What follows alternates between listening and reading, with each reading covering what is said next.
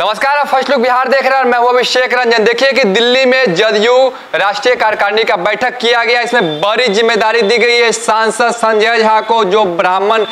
चेहरे में काफी ज्यादा पॉपुलर है और उनका नाम सामने आया है और नीतीश कुमार ने मोहर लगा दी, यानी कि कह सकते हैं कि नीतीश कुमार के काफी करीबी माने जाते हैं संजय झा को बता दें कि जब महागठबंधन से नीतीश कुमार जब अलग हुए थे और बीजेपी के साथ जाने की जब बात हुई थी और बीजेपी और एनडीए में जब वो मिले थे, उस समय संजय झा की बड़ी भूमिका थी। ऐसे में बातचीत करने के लिए हमारे साथ प्रोफेसर अरुण कुमार सिंह है, जो राजनीतिक विशेषज्ञ है। सर से जानेंगे, सर जिस प्रकार से आज संजय झा को बड़ी जिम्मेदारी दी गई है, क्या लग रहा है कि आने वाले चुनाव में नीतीश कुमार ने कहीं ना कहीं उनको चुनाव को देखरेख के लिए दिया गया क्या? देखिए, ऐसा है कि पहले तो हम लोग को ये समझना चाहिए कि राष्ट्रीय एक जदयू एक क्षेत्रीय पार्टी है और बिहार केंद्रित पार्टी है,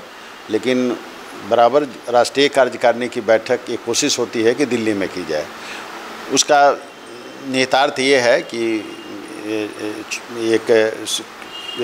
क्षेत्रीय पार्टी चाहती है कि अगर दिल्ली में कार्यकारिणी की बैठक होगी तो उसकी आवाज़ जो है सो पूरे हिंदुस्तान में जाएगी और ख़ास करके वो एनडीए का महत्वपूर्ण घटक है, 12 सदस्य उसके हैं लोकसभा में, तो इसलिए वहाँ से एनडीए में भी वो बात ज़्यादा जाए, इसलिए वो बैठक निर्धारित की गई है। ये आज जिसकी चर्चा आपने की है कि संजय झा को कार्यकारी अध्यक्ष बनाया गया है, बहुत ही इम्पोर्टेंट है, इसलिए कि अभी तक जदयू में कार्यकारी अध्यक्ष किसी को नहीं बनाया गया था। हाल के दिनों में जब से समता पार्टी और फिर जदयू का निर्माण हुआ तो आप देखेंगे कि जॉर्ज फर्नांडिस इसके अध्यक्ष हुए, उसके बाद शरद यादव जी हुए। अब संजोग से वो दोनों आदमी अब नहीं हैं, स्वर्गवास हो गया दोनों आदमी का, और नीतीश कुमार होते रहे। लेकिन हाल के दिनों में कुछ नए चेहरों को लाने का प्रयास किया गया, जिसमें 3 इम्पॉर्टेंट चेहरे आए, जिसमें एक आरसीपी सिंह आए, दूसरा ललन सिंह आए और तीसरे में प्रशांत किशोर जी आए। प्रशांत किशोर जी को भी लाकर राष्ट्रीय उपाध्यक्ष उनको बनाया गया था। और ललन सिंह को तो 2020 में आरसीपी सिंह को तो 2020 में नीतीश कुमार ने राष्ट्रीय अध्यक्ष ही बनाया। आप सब लोग को मालूम है कि वो कुर्मी जाति से आते हैं और यूपी कैडर के आईएएस रहे हुए हैं और फिर बाद में वो इनके ये पीएस हो गए हुए थे और फिर बाद में उन्होंने वीआरएस वगैरह ले लिया और उसके बाद फुल फ्लेजेड वो राजनीति में आ गए थे। लेकिन जो घटनाक्रम हुआ जिसमें कि उन्होंने मोदी सरकार जो 2019 के बाद जो दूसरी सरकार बनी थी, उसमें वो ऐसा कहा जाता है कि नीतीश कुमार के न चाहने के बावजूद वो जो है सो वहाँ मंत्रिमंडल में उन्होंने स्थान ले लिया और ललन सिंह को मंत्रिमंडल में स्थान नहीं मिला या किसी अति पिछड़े को मंत्रिमंडल में स्थान नहीं मिला। तो इस तरह से आरसीपी सिंह उनके जो उनका कद था, एक तरह से समझा जा रहा था कि वो नीतीश कुमार के सबसे विश्वास पात्र हैं। तो उनकी जो स्थिति हुई आपने देखा कि उनको राज्यसभा में फिर से नॉमिनेट नहीं किया गया और उसके कारण फिर से उनको इस्तीफ़ा वहाँ से मंत्रिमंडल से देना पड़ा और अंत में जदयू भी उनको छोड़ना पड़ा। तो कहने का मतलब ये है कि ये इतना बात स्पष्ट हो गया है कि नीतीश कुमार जिसको चाहेंगे वही जदयू में रहेगा। ये पार्टी जो है सो बिल्कुल नीतीश कुमार की पार्टी है, इसमें कोई दूसरे का कहीं कुछ रोल, वो नीतीश कुमार के अनुसार ही रोल फिट होता है। एक तो इससे निष्कर्ष निकलता है, क्योंकि देखिए ये जो है सो जो पार्टी है ये लॉकुश समीकरण वाली पार्टी है शुरू से, कि इसमें कुर्मी और कुशवाहा जाति के लोगों का प्रभुत्व है और कुर्मी स्वयं अपने नीतीश कुमार जी हैं और कुशवाहा जाति को साथ लेकर वो चलते हैं और एक फॉर्मिडेबल ये कॉम्बिनेशन बना हुआ है। और उस पार्टी का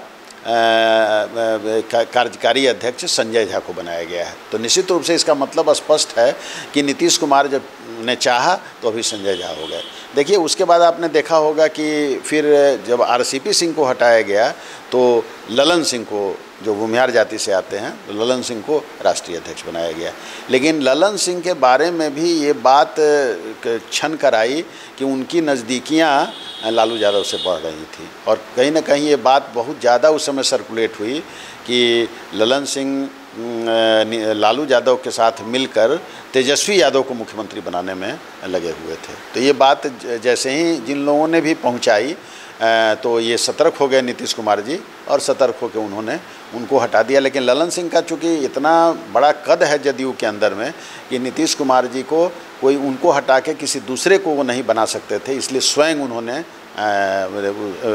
ले लिया। लेकिन आप देख रहे हैं कि नीतीश कुमार जी की तबीयत खराब है, ऐसा कहा जाता है कि उनका विदेश से इलाज भी चल रहा है, तो इसलिए एक कार्यकारी अध्यक्ष की आवश्यकता पड़ गई थी। और अभी संजय झा सबसे नज़दीक हैं, और संजय झा के बनाने के पीछे एक और महत्वपूर्ण कारण है कि अभी जो 2023 के दिसंबर में जो ललन सिंह को जब हटाया गया और ये लिया, तो हटाने के साथ ही हम लोगों की समझदारी बन गई थी कि अब ये फिर से नीतीश कुमार जी एनडीए के साथ जाएंगे। तो आप अगर संजय झा जी के बैकग्राउंड में जाएंगे तो आपको लगेगा संजय झा जी ने अपनी राजनीति की शुरुआत भारतीय जनता पार्टी से की है, और भारतीय जनता पार्टी में वो स्वर्गीय अरुण जेटली के बहुत नज़दीकी थे। और ऐसा कहा जाता है कि 2012 में अरुण जेटली के कहने पर ही उन्होंने जदयू ज्वाइन किया था, और उसके बाद से लगातार आप देख रहे हैं कि संजय झा का कद धीरे धीरे बढ़ता हुआ चला गया, और बिहार मंत्रिमंडल में लगातार वो जल संसाधन मंत्री और पीआरडी मंत्री वगैरह वो बने रहे। उनका मधुबनी ज़िले के झंझारपुर विधानसभा क्षेत्र के वो रहने वाले हैं, और उन्होंने वहाँ पर एक मिथिला हाट भी बनवाया है जो बहुत ही एक देखने वाली जगह है। तो कहने का मतलब ये है कि एकदम से वो धीरे धीरे नज़दीक होते चले गए और नीतीश कुमार के भरोसेमंद बन गए। तो आप देखेंगे कि एक कॉम्बिनेशन भी नीतीश कुमार जी बना रहे हैं। जैसे राज्यसभा में उन्होंने संजय झा को बनाया है संसदीय दल का नेता, लेकिन वहीं लोकसभा में उन्होंने दिलेश्वर कामत जो हैं, जो अति पिछड़े समाज से आते हैं, उनको उसका नेता बनाया है। ललन सिंह, चूँकि ललन सिंह मंत्रिमंडल में चले गए हुए हैं, तो उनको वहाँ बनाया है। तो कहने का मतलब ये है कि एक कॉम्बिनेशन बना के भी वो नीतीश कुमार जी चल रहे हैं, जिसमें कि अति पिछड़ा समाज भी शामिल है, सवर्ण समाज भी शामिल है, जातीय समीकरण। हाँ, लेकिन एक जो संजय झा को बनाने के पीछे एक और राज्यसभा में भेजना और फिर उनको राष्ट्रीय कार्यकारी अध्यक्ष बनाने के पीछे ये है कि एनडीए पर उनकी मजबूत पकड़ बनी रहे। एनडीए के लोगों के साथ, खास करके भारतीय जनता पार्टी के साथ संजय झा के बहुत अच्छे संबंध हैं। तो ये एक सेतु का काम संजय झा जी करेंगे, और कोई मिसअंडरस्टैंडिंग अगर होने की होगी, जैसे आपने देखा कि अभी बिहार में एक अश्विनी कुमार चौबे ने कुछ इस तरह की बात कर दी जिससे लगा कि भाई ये जो है सो गठबंधन पर, तो तुरंत सम्राट चौधरी को भेजा गया और सम्राट चौधरी बीच मीटिंग से उठ के नीतीश कुमार से मिलने चले गए। तो इस तरह के जब गठबंधन की सरकार बनती है तो मिसअंडरस्टैंडिंग होना स्वाभाविक होता है। तो इसमें एक ऐसे व्यक्ति की ज़रूरत थी जिसके बारे में गठबंधन के जो दूसरे लोग हैं और ख़ास करके जो भारतीय जनता पार्टी है उसके लोगों को विश्वास हो कि नहीं, ये आदमी जो कह रहे हैं ये मुख्य नीतीश कुमार जी की ही बात कर रहे हैं, नीतीश कुमार जी स्वयं नहीं बोल रहे हैं, लेकिन ये व्यक्ति जो है सो नीतीश कुमार जी के ही प्रतिनिधि हैं। तो संजय झा को उसी रूप में वहाँ लिया गया है कि भाई वो जो बोलेंगे इसका मतलब है कि नीतीश कुमार जी उसको बोल रहे हैं, और वो एक सेतु का काम करेंगे और गठबंधन चलेगा। देखिए, एक बात तो तय है कि जो बिहार में अभी चुनाव हुआ है उसमें जो भी परिस्थितियां बनी हैं उसमें कहीं ना कहीं